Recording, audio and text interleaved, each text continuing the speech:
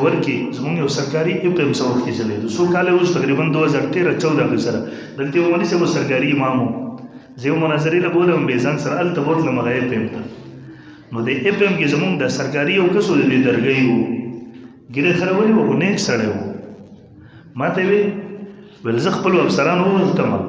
ویل چې دا مونږ ته هغه وخت کې هغه FM چې و ډېر ناشنا شی و ډېر لویه قصه و هغه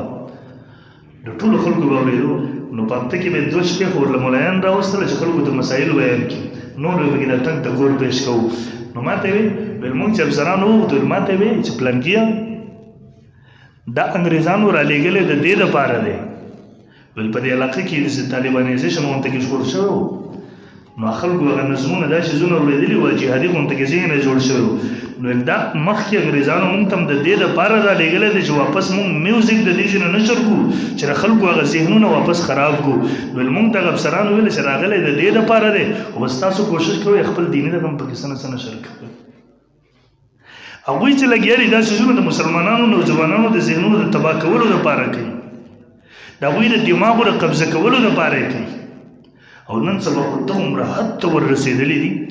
یقین وکړه ماشوم ته ګیم کولاوې ګانې سره او ورسره دي موبایل کولاوه ګانا چاته کال میلاوه ورته نیسه ګانا دومره حد ته دا خبره رسېدلې یقین وکړه کنټرول